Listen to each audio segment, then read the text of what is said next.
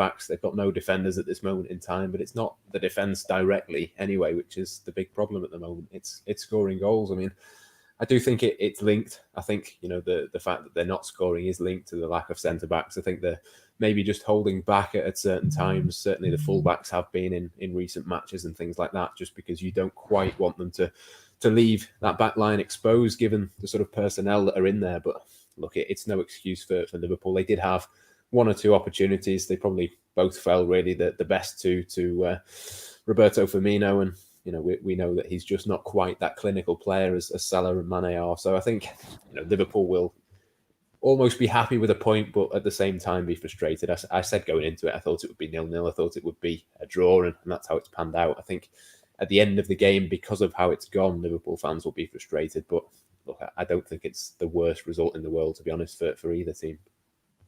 Theo, what did you make of it? Matt mentioning their chances coming for Roberto Firmino in the first half. Maybe on at least one occasion, he could have played it somewhat better placed, couldn't he? Yeah, he could. For me, it feels like a defeat. I know Matt's just said there it's not the worst result, but you're looking at the league table. Let's be honest, Manchester City are going to overtake Liverpool now. Liverpool will probably be fourth by the end of play tonight. And then it's like, well, can they get enough when they're playing like this to overtake City, to overtake United? I expect Leicester to fall away before the end of the season, but it's a big ask now, and they need to find form quickly, whether that's from the return of Jota or anything like that. It's easy to criticise Roberto Firmino for his finishing, but he has come up with big moments before in the past. He scored big goals before in the past. And I don't have an issue with him being in the right position and creating those chances, because it was only a month ago, 2 months ago, he wasn't doing that. For so long, when we were saying Roberto Firmino was out of form, he wasn't being that attacking threat, and now he is. And yeah, his finishing could have been a bit better tonight, but that wasn't the issue. The issue was mainly the decision making. As you've just said, there are a couple of incidents there where he could have played in players who were better placed. The one that stands out was when Andy Robertson was free on his left-hand side, and he could have threaded that through to him, and he's one-on-one. But he wasn't the only player guilty of that. I think the majority of the Liverpool team, they were guilty of playing the occasion rather than the game. They were overthinking it.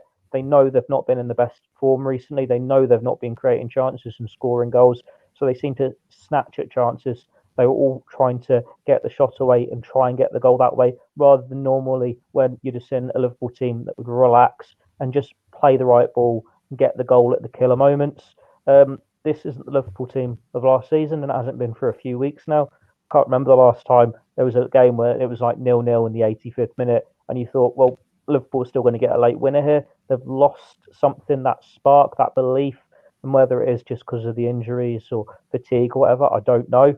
Jurgen Klopp will have to do something to get some spark back into this team. It doesn't look like it will be in the transfer window, but it's easy to point fingers, but it's not individual errors or anything like that. It's a collective. Liverpool, that they're lacking something, belief, I don't know. Like Mohamed Salah, Sadio Mane, they didn't really have many chances themselves. We've seen Salah for so long look so clinical and never be afraid of shooting. In the last few weeks, he's gone the other way and he's looking to maybe overplay it, play that pass. Liverpool's midfield is definitely missing something from having Fabinho, Jordan Henderson at centre-back. And that's an easy thing to say now, but do you start thinking Gini Wijnaldum's future is elsewhere, and he might be thinking elsewhere, and you need something a bit more in that engine room. The fullbacks haven't been as good as they were last season. The one positive you can say is thank God for Alisson Becker. He is the best goalkeeper in the world. He has made a number of quality saves tonight. In the past, it's like, oh, who's Liverpool missed most? Is it Van Dijk? Blah, blah, blah. Well, Alisson, when he's been absent, Liverpool have missed him.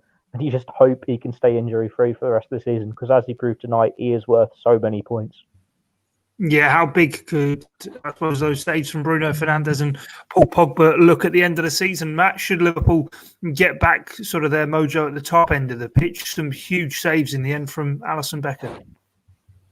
Yeah, I mean, it's exactly what we've come to expect from him, isn't it? I mean, the Paul Pogba one, I think a lot of people will say, well, it's straight at him. But I mean, it's straight at him for a reason, and that's because he's in the absolute perfect position. I think we've seen that once or twice before in big games for him. You think back to the save against Napoli in the Champions League and things like that. I mean, some of these saves, he makes things look a lot easier than what it really is. And I think that was another example of it. He's put himself in the right place. There was that one from Bruno Fernandes as well, where he just sticks his leg out and manages to clear it. And yeah, if it wasn't for him, if you had a different goalkeeper in there, it could have been a very different result for Liverpool. But I think, the very fact that we're sat here at the end of this game talking about how brilliant Liverpool's goalkeeper was in a game where you expected a little bit more from them going the other way, I think just sums up, the performance and the way that the game went really for Liverpool. We really should be talking about a Salah or a Mane or a Thiago Alcantara or whoever it might be. And instead we're having to say, well, Liverpool possibly were slightly fortunate to come away with a clean sheet there, or certainly not fortunate in the sense that they've got Alisson, but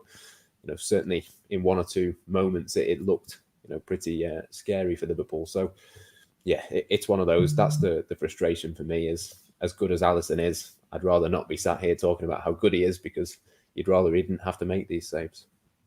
Might be clutching a bit here, Theo, but how big was the incident right on half-time? Referee Paul Tierney blowing the whistles. It looked like Xherdan Shaqiri had finally unpicked the lock and played in Sadio Mane. Yeah, it's easy one to say with Sadio Mane's pace, and when he's one-on-one, you normally expect him to score, but he still had a lot to do, didn't he? It's still practically on the halfway line and running through, and whilst if the play had been played on and Paul Tierney lets you have those extra 5 seconds, he's not going to blow when Sadio Mane's through on the edge of the box. But it's still, there's quite a bit there to do. You don't know for sure that a United defender wouldn't race back and steal it off his toes, like we saw it at the other end, didn't we, in the second half, when United counter-attacked and Fabinho did so well to steal it off Rashford.